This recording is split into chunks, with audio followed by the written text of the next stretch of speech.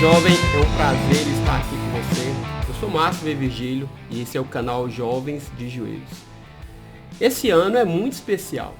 Deus inaugurou um tempo novo em nossa vida e eu vou te puxar para águas mais profundas. Eu só peço algo, se envolva, se comprometa, tenha coragem, se inscreva no nosso canal e não fique apenas aí no superficial, né? Por favor, porque Deus está trazendo pessoas aqui para ampliar a nossa visão. E hoje eu tenho um convidado muito especial aqui, André. Você mesmo falou aqui, boa noite, antes da gente começar, que era só André. É André. Boa noite, André. Prazer estar com você aqui. Gente, André é parceiro. A gente faz escola de ministro juntos. Vou deixar ele falar um pouquinho depois dessa escola de ministros, entendeu? Porque Deus está trazendo gente profunda aqui. Se prepare. Se apresente aí. Quem é André? Boa noite, primeiramente. É uma honra estar aqui neste lugar, né? A convite, né, do Marcos e Márcio, me perdoa. Tem problema não, a gente está alinhando aqui. Mas assim, eu respeito muito conexões que são ligadas ao espírito, né? Porque um canal chamado Jovens de Joelhos e chamar um líder de jovens para falar sobre jovens é uma conexão que só Deus pode promover isso. E assim, o André, ele, né, morador do Guará, casado com a Amanda, filho de Dona Valdívia, seu Francisco, né, que tem 14 anos, né, que anda com Jesus, mas vivendo sobre o que é andar com Jesus, 5 anos da minha vida, né? É como Paulo fala, né? Não que eu tenha alcançado, mas a gente está no caminho certo. E nesses 3 anos de ministério, congrego no ministério Eirene. Eirene significa voltar à unidade, voltar a um lugar de paz, E está sendo muito bom, né? Eu sou pastor lá no ministério na qual congrego, né? Líder de jovens, já tem 3 anos já que tenho acompanhado jovens, né? Tem sido um trabalho gostoso, mas ao mesmo tempo desafiador, né? E durante essa conversa eu vou falar um pouco sobre como foi a caminhada em si, né? Porque às vezes a gente acha que a gente é líder de jovens, a gente nasceu pronto, mas não, a gente vai desconstruindo e construindo para que possamos levar esses jovens a uma cultura, né? Que verdadeiramente Deus chamou eles para serem fortes. André, você falou desse ponto aí, fortes, e esse é uma palavra, é o versículo raiz do nosso trabalho, né? 1 João 2,14 fala que os jovens são fortes. Sim. Mas você já deve ter passado por isso. Aquele jovem que começa forte, que ele começa animado e ele acha que ele vai romper e vai revirar o inferno, ele vai entrar lá e de repente ele começa a murchar, ele começa a ter dúvida da unção, do chamado, se é um bom negócio ou não, andar com Deus. Nós podemos dizer que alguns jovens têm uma expectativa equivocada do que é esse andar com Deus, principalmente esse jovem moderno, né, que às vezes tem as coisas rápido demais, né? Sim. Como é que é isso? Podemos me explica um pouco disso, essas expectativas aí que às vezes são surreais. Sim. Primeiramente é uma boa pergunta, porque a gente está numa geração que não esperam o processo, né? Eu mesmo, quando eu me converti, eu já fui de sede ao pote, né? Eu queria tudo assim, aprender tudo em um dia, desfrutar tudo em um dia e acabava me frustrando. Então, assim, o jovem que cria uma falsa expectativa é porque, infelizmente, a vida com Deus, Márcio, é uma vida gradativa, progressiva e processual. Então, quando eu aceito Jesus como fiel e salvador da minha vida, mas eu aceito ele para ser o meu Senhor, porque muitas das vezes a gente fala assim, eu aceito o Senhor e Salvador da minha vida, eu já sou salvo.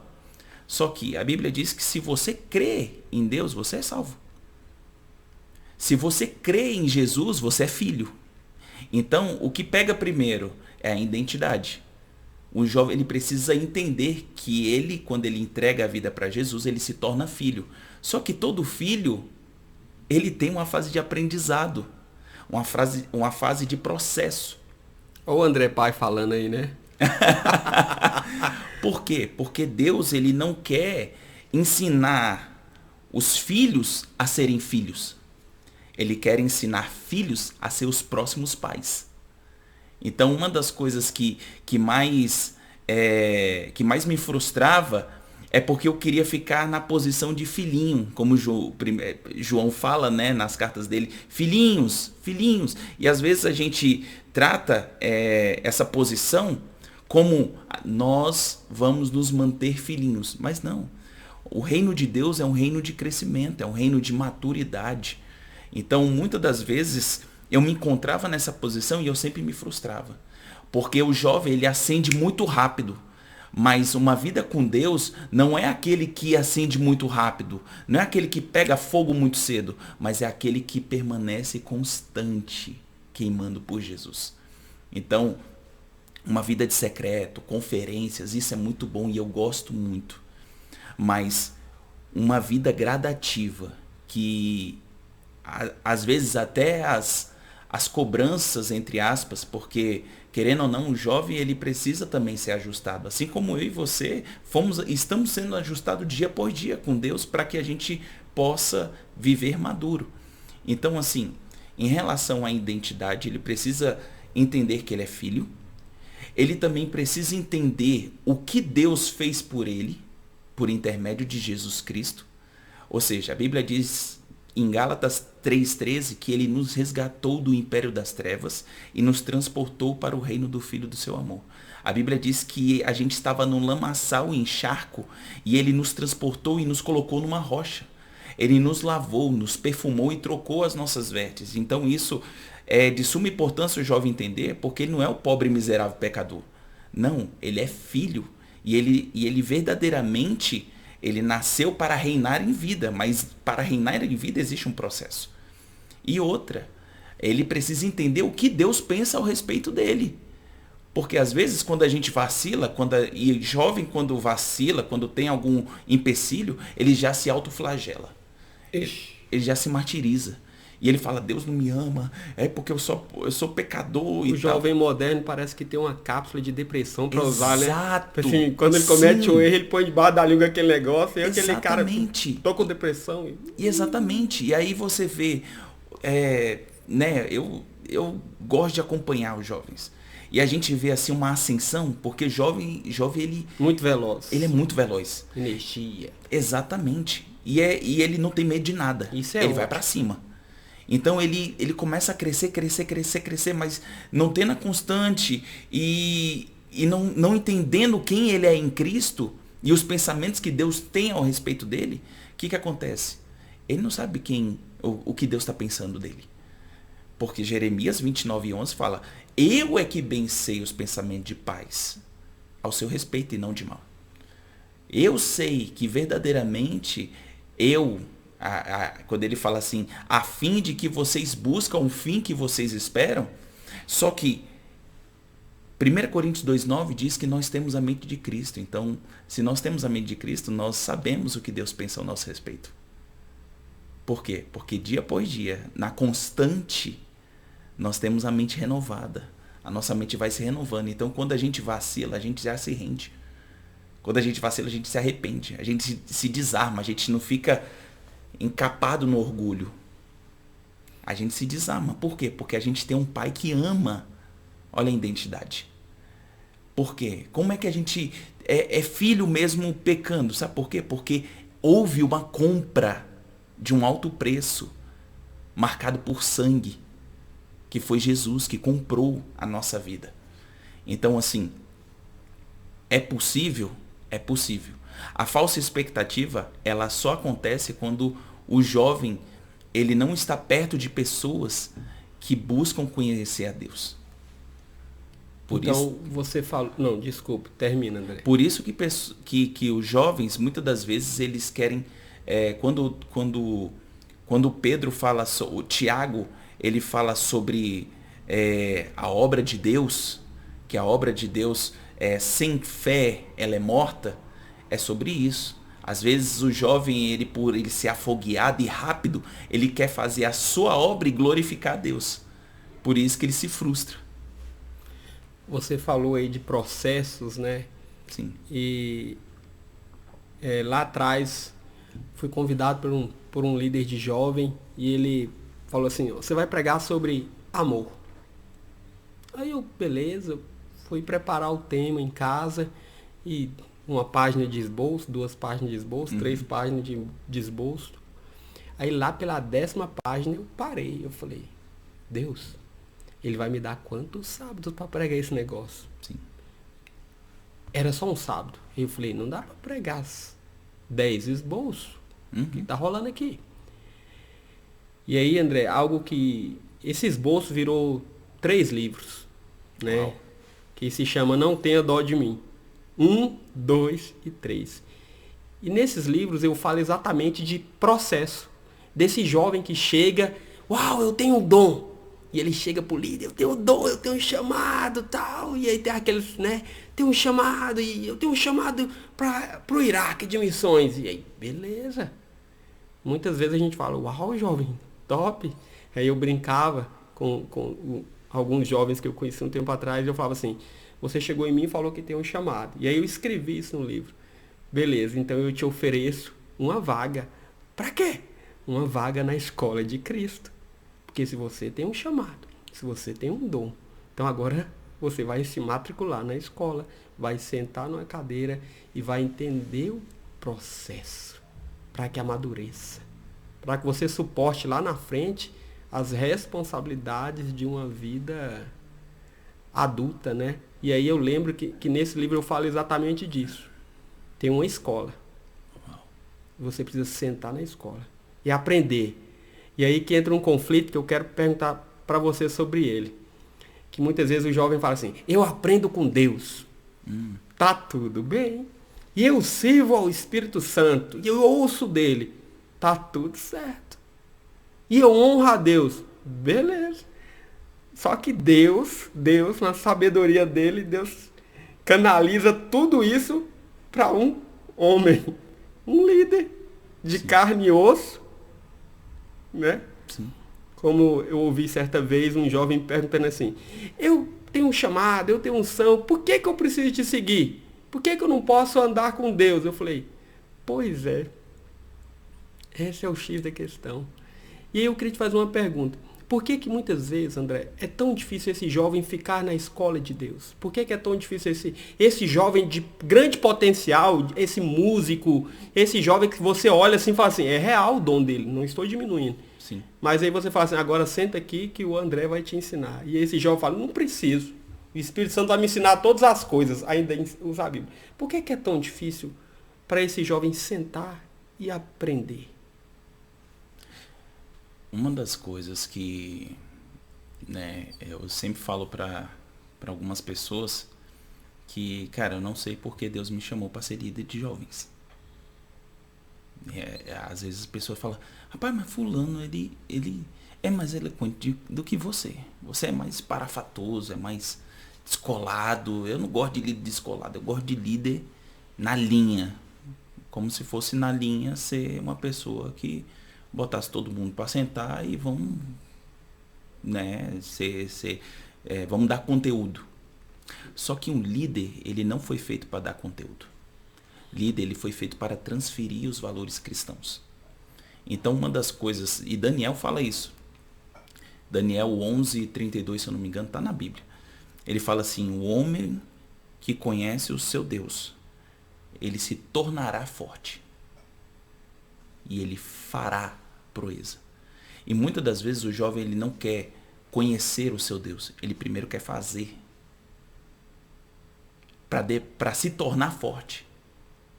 para depois conhecer a Deus. Então, muitas das vezes, o jovem ele tem a dificuldade de sentar e aprender, não é porque, é aquilo que você falou, não é porque ele é inferior ao líder, não. O líder, ele foi feito para apontar o caminho para o jovem. Por quê? Porque o líder, ele já passou por... Ele não foi chamado por Deus por conta de um diploma. Ele foi chamado por Deus por conta de marcas. Jesus, quando você for ao céu, você não vai ver um diploma na mão de Jesus. Você vai ver um cravo nas mãos. Mas você vai encontrar um líder que venceu aquilo que ele foi chamado para fazer. E nós, como ainda não estamos lá, nós estamos vencendo todos os dias para nos tornar melhor. De fé em fé, de glória em glória. Só que nós temos experiências. Que muitas das vezes o jovem, com uma certa palavra, uma certa frase chamada eu sei, eu já sei, ou não preciso, eu já sei. Só que muitas das vezes a gente vê as consequências do já sei. Exato. Sabia nada. Exato. Então, assim, o aprendizado do liderado para o líder, por que ele tem que ser honroso? Porque a Bíblia diz que a gente tem que se submeter à autoridade para que eles possam colher vida e paz. Então é a questão de se submeter, não porque o líder pede submissão, não, é porque é um princípio. A vida com Deus é uma vida de princípio. A Bíblia diz em Efésios, diz que o firmamento e o alicerce é Cristo. Então todos os dias nós estamos sendo alicerçados, fundamentados para que toda torrente de águas, que são as adversidades, elas venham bater no edifício bem ajustado e não venham a ser abalado. Então por isso que os jovens muitas das vezes são bombardeados, mas por eles não estar firmados em Cristo e ouvindo o seu líder, porque o líder ele não veio para trazer condenação sobre o liderado, ele veio para ser um suporte para o jovem. Porque a questão é, o jovem hoje, ele é aquilo que eu falei, ele quer fazer, só que ele não sabe como é que faz. Porque o fazer não está ligado a ele, está ligado a um processo, está ligado a uma manifestação. E tudo que é gerado precisa ser ensinado. Por quê? Porque é de dentro para fora. Por isso que a Bíblia diz que o mundo jaz o maligno. Jesus ele falou, o que está vindo aí não tem nada a ver comigo. A Bíblia diz que nós fomos chamados para quê? Para resplender como no espelho a glória, o resplendor da glória de Cristo. Só que 2 Coríntios 4,4 diz que o Deus desse século cegou o entendimento dos incrédulos para que ele não visse o resplendor da glória de Deus. Então qual é o papel do líder? É descortinar aquilo que está encoberto. É para o liderado ver assim, cara, verdadeiramente viver uma vida cristã, alegre, radiante, cheio de vontade, mas também aprendendo a andar como Jesus andou, a falar como Jesus falou. É possível. É possível. Então o líder, ele veio para mostrar o caminho. Ele veio para falar assim, cara, vai por aqui. Não toma essa decisão. Não fala isso agora. Não crie expectativas nesse quesito de imediato agora. Faz o seguinte, amadureça isso. Vamos orar, vamos pegar junto. O líder ele tem que saber, que o líder de jovem ele tem que saber que você está forjando o caráter do liderado para ser muito maior do que você. Para ele correr milhas, léguas à frente do que você correu, ou que você está correndo. Mas para isso, o liderado ele tem que saber, cara, ele está seguindo a presença de Deus. Ele está firmado em Cristo. Ele está buscando a cada dia mais. Rapaz, pensa no quanto que esse cara, ele renuncia a vida dele dia após dia para viver a vida de Cristo. Rapaz, se eu pegar o vácuo dele, eu vou viver coisas extraordinárias muito além do que ele está vivendo. E isso não é soberba do liderado. Porque Jesus ele falou, se vocês crerem em mim, vocês farão o que eu fiz. E obras ainda maiores. Nem Jesus tem problema com crescimento, Márcio. E você falou dessa questão de pegar o vácuo, né? Sim. Que top. Porque o jovem pode ter um chamado. O jovem pode ter essa unção, ele pode ter dons manifestos, mas ele precisa sempre de pegar um vácuo. Sim. Ele não vai chegar sozinho, né? Ele pode ser o próximo grande evangelista deste século, mas ele não vai chegar sozinho. Exato. E aí você falou desse processo, e eu não sei se você já passou por isso. E quando aquele jovem pega um líder que aparentemente não tem aquele poder intelectual que ele tem, não tem aquele carisma radiante. Quando as pessoas fazem que nem Samuel, mas o líder ali tinha que ser o jovem, simpático, intelectual, PhD em 300 cursos, é um gênio. Como que esse gênio vai ser liderado? E acontece isso, né? Já passou por isso, André? Cara, muitas vezes. Muitas vezes. Teve um episódio bem legal que teve um jovem que ele já chegou assim, rapaz, eu já li a Bíblia 3 vezes, já li a Bíblia 9 vezes, e rapaz, eu já experimentei de muita coisa, e tipo, tinha uma rede de testemunhos, uma gama de testemunhos, e eu sentado com esse jovem ouvindo, eu falei, cara, que interessante. Aí ele falou assim, e você, pastor? Aí eu falei assim, rapaz, eu li a Bíblia já 5 vezes, em menos de 3 meses, assim, porque o início da minha conversão, ela foi assim, aquilo que eu falei dos jovens, né? Ela foi muito avassaladora para minha realidade. Por quê? Porque eu me converti em um acampamento de jovens, só que o meu coração, a intenção do meu coração não era nem estar no acampamento, eu queria flertar com uma menina, e ela me colocou na prova, falou assim, eu sou crente e eu tenho, não é a minha esposa, mas, né? Você respondeu a curiosidade da garota toda. Mas assim, eu fui por uma intenção e Jesus me colocou em outra condição. Porque quando eu fui colocando Jesus à prova, eu falei, rapaz, esse negócio, eu era católico. E eu falei assim, rapaz, eu acredito em Maria, eu tomei primeira Eucaristia e tal, comunhão, e esse negócio falando de Jesus. Para mim, Jesus morreu na cruz e ponto final. Só que aí os caras foram falando, rapaz, Jesus fala, Deus fala e tal. Eu falei, cara, se Deus fala de fato, que ele venha falar comigo. E aí eu fui pro meu quarto. Aí naquela época, nos acampamentos, o período da tarde é o período de lazer. Eu fui na vera mesmo, saber se é Deus mesmo que fala ou se é conversa de carocha, né? E aí, primeiro eu fui experimentar a noite. A noite, não sei se ainda é assim, homens num alojamento, mulheres no outro, né?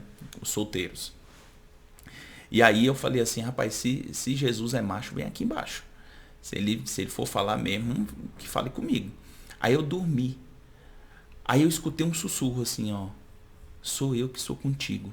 Eu acordei e eu falei assim, meu Deus. Só que, tipo, tinha um monte de homenzada lá.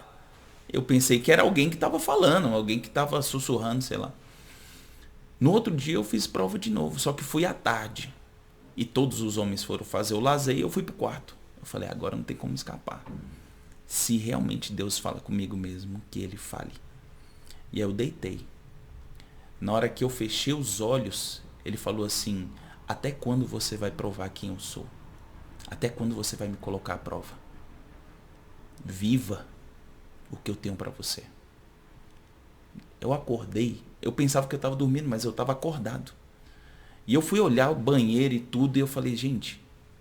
E eu, o meu corpo começou a tremer, e eu comecei a chorar. Eu cheguei no pastor, no liderado que estava liderando o acampamento. Falei, cara, eu quero aceitar esse Jesus. Aí eu aceitei Jesus, eu não queria sair do acampamento. Eu estava tão imerso naquela presença que eu não queria sair do acampamento. Eu voltei, na hora que eu voltei para casa, como eu me envolvi muito com as coisas do mundo, eu comecei a vender as coisas que eu consumia. Né? Eu consumia droga, eu consumia várias revistas impuras. Eu começava a me desfazer, Márcio. Começava a me desfazer. E aí até a menina também eu desfiz, eu falei, cara, eu não quero isso não. Então assim, por isso que eu tô falando por conta de experiência, porque eu comecei, aí a pessoa que vê isso fala assim, uau, cara, a presença te preencheu e tal. Só que a falta da constância, ela faz com que você perca esse primeiro amor. Entende? Essa experiência. Então quando eu falei isso para o jovem, ele falou assim, mas isso daí é fácil, pô. No meu quarto eu faço isso.